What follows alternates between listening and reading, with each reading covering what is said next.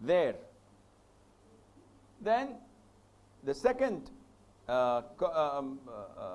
pillar is the existence of the offer proposal from the guardian. We always mix things up. We always think that I, as a man, propose. My uncle, can you give me your daughter in marriage? He says yes. The Islamic way is the opposite. The one who proposes is the guardian. So he says, my son, I give you my daughter in marriage. And the man says, I accept her marriage. And that is why it's a big issue in the books of fiqh. They say that it has to be initiated by the guardian. And it has to be initiated, as told to you yesterday, with two words only. أنكحتك أو زوجتك. Here, the man making the contract, does he have you say these words in Arabic or you say it in your language? Arabic, raise your hand. Okay. And your language? 5, 6. And the rest are not married or they forgot?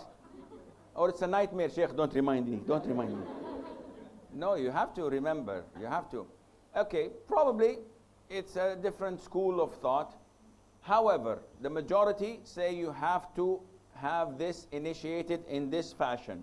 The offer proposal has to be from the guardian, which is called ijab in Arabic. So it's ijab and kubul.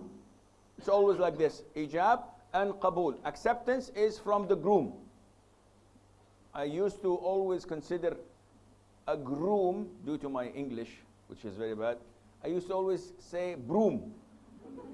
So the broom has to, he has actually a broom. He becomes, at the end of the marriage, a broom. His wife sweeps the floor with him. Anyhow, alhamdulillah. The acceptance has to be from the groom. Now, the majority of schools of thought say it has to be like this. To the extent that they say if it was not said in this way, your marriage is void. You have to repeat the marriage again. Shaykh al-Islam ibn Taymiyyah, and by the way, this is not the only thing that requires ijab and qabul. What also requires ijab and qabul? Transactions. So if I go to the market and the man says, I tell him, how much is this? He says, 1 riyal. So I said, oh, and he said, I'll sell it to you. He has to say, the ijab. What does ijab means?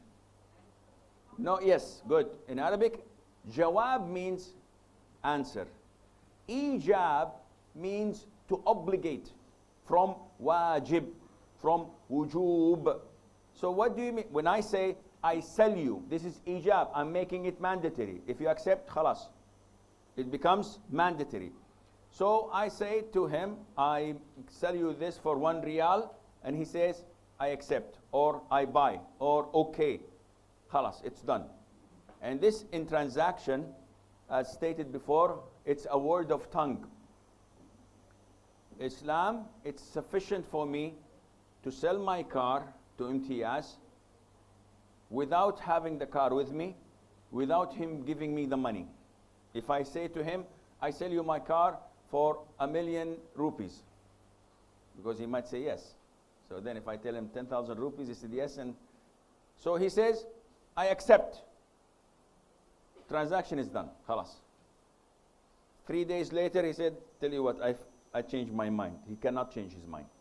As long as we have departed, I went out and he went out, transaction is finished. He said, Sheikh, I didn't receive any car. Your problem. You want to take the car, take it now, take it tomorrow. The transaction has been done, finalized. Likewise, in marriage. Now, the majority say it has to be in this format. However, Shaykh al-Islam ibn Taymiyyah say that this is not authentic. It happens, the transaction, the marriage, with whatever people agree upon. So as long as it is acceptable and there is the consent, it happens. So if I go and someone says, sell me this for 1 riyal, and I say, I accept. Now the ijab took place from the one buying, and the transaction is correct. If the man says to me, uncle, give me your daughter in marriage, and I say I accept, it's okay.